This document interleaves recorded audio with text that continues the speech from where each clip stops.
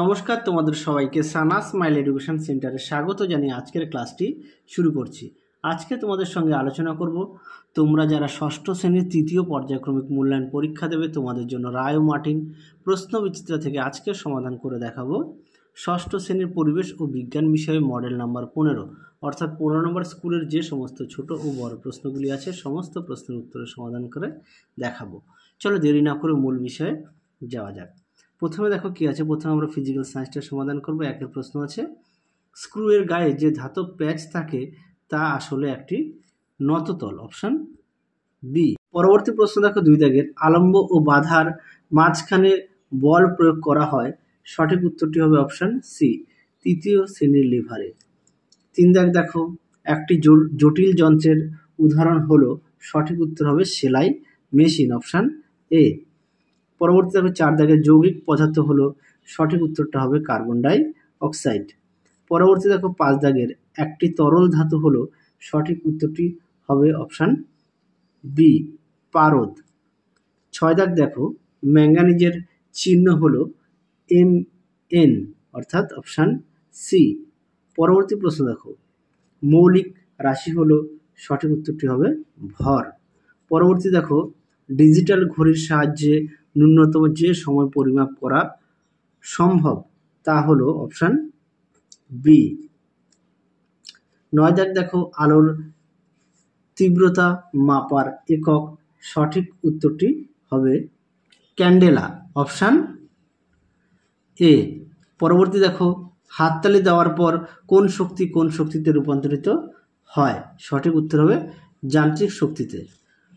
পরবর্তী দেখো 11 দাগ কি আছে, নবীকরণযোগ্য শক্তির উৎস হলো, সঠিক উত্তর হবে বায়ু শক্তি, অপশন ডি। পরবর্তী দেখো, এসআইতে বলের একক কি, সঠিক উত্তর হবে নিউটন, অপশন বি।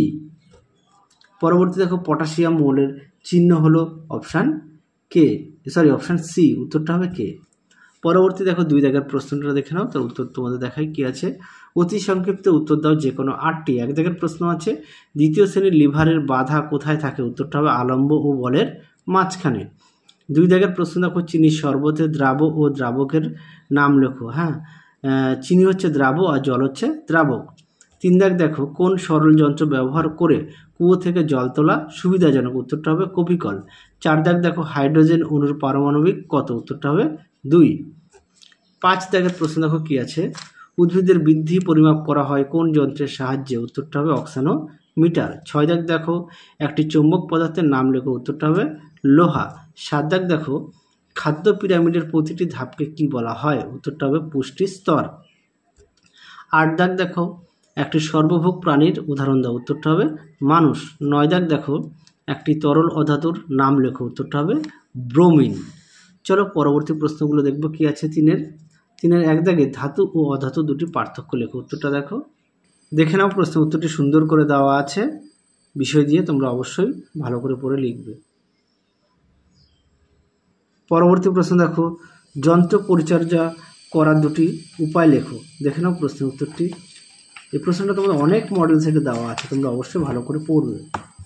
দেখো প্রশ্ন উত্তরটি, দেখে নাও এই পর্যন্ত। পরবর্তী প্রশ্ন দেখো, বল কাকে বলে, দেখো প্রশ্ন উত্তরটি।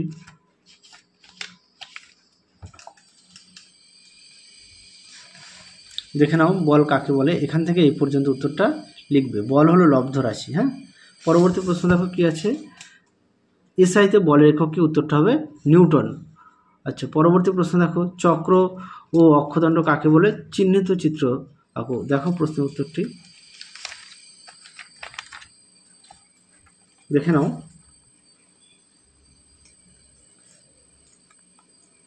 দেখো প্রশ্ন উত্তরটি সুন্দর করে দেওয়া আছে, চক্র অক্ষদণ্ড, তোমরা অবশ্যই চিত্রটা আঁকবে।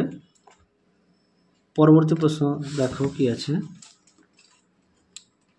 4 দাগ, কল থেকে জল কি হারে পড়ছে তা কোন এককে মাপবে, এই পরিমাপের জন্য কি কি যন্ত্র লাগবে, উত্তরটা দেখো। দেখে নাও প্রশ্ন উত্তরটি সুন্দর করে দেওয়া আছে, দেখে নাও। পরবর্তী প্রশ্ন দেখো কি আছে, 5 দাগে, একটি তৃণভূমির খাদ্য জলের উদাহরণ দাও। দেখো উত্তরটি, দেখে নাও প্রশ্নের উত্তরটি অবশ্যই আঁকবে তোমরা। রেখাচিত্রটি অবশ্যই আঁকবে। পরবর্তী প্রশ্ন দেখো কি আছে। এবার আমরা লাইফ সায়েন্সের প্রশ্নের উত্তরগুলো সমাধান করে দেখাবো। চলো দেখো প্রথম প্রশ্ন কি আছে। এক দাগ, কোন শ্রেণীর মেরুদণ্ডী প্রাণী লার্ভা দশায় জলে এবং পরিণত দশায় ডাঙায় বাস করে? সঠিক উত্তর হবে উভচর, অপশান বি। দুই দাগ দেখো, ম্যালেরিয়া রোগের জীবাণু কোন জীবরাজ্যের অন্তর্গত? সঠিক উত্তর হবে মোলাস্কা। পরবর্তী দেখো তিন দাগের, কোন বিজ্ঞানী সর্বপ্রথম দ্বিপদ নামকরণ প্রচলন করেন? এটা উত্তর হবে ক্যারোলাস লিনিয়াস, অপশান ডি। পরবর্তী দেখো, উই পোকার প্রধান খাদ্য কি? এটা উত্তর হবে সেলুলোজ। পরবর্তী প্রশ্ন দেখো। পরবর্তী প্রশ্ন আছে 5 দাগে, প্রদত্ত কোন মশা ডেঙ্গি জ্বর সৃষ্টি করে? উত্তরটা হবে ইডিস, অপশান সি। পরবর্তী দেখো 6 দাগ, প্রদত্ত কোনটি বিষধর সাপ নয়? উত্তরটা হবে মেটুলি, অপশান সি। পরবর্তী দেখো, জৈব ভঙ্গুর বজ্র পদার্থটি হলো সবজি, অপশান বি। 8 দাগ দেখো, 4R পদ্ধতি প্রথম আর এর অর্থ হলো? সঠিক উত্তরটি হবে কমিয়ে আনা। পরবর্তী দেখো, জমা জলে বংশবিস্তার করে? সঠিক উত্তরটি হবে মশা, অপশান ডি। চলো শূন্যস্থান পূরণগুলো দেখবো এবার।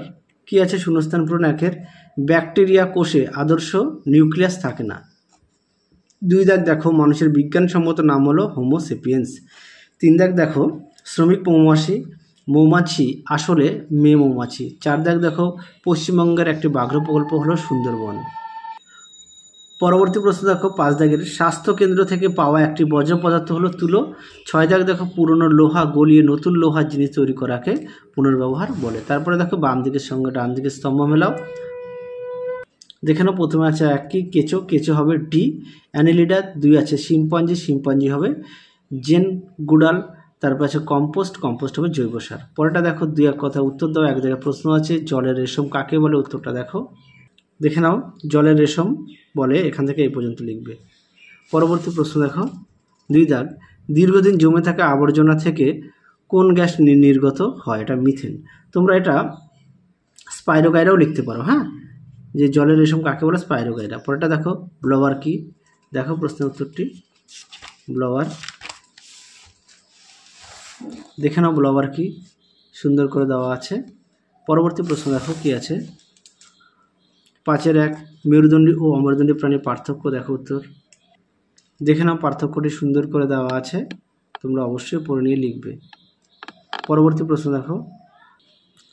পরবর্তী আছে, আম গাছের বিজ্ঞানসম্মত নাম লেখো। উত্তরটা হবে ম্যাগনিফেরা ইন্ডিকা।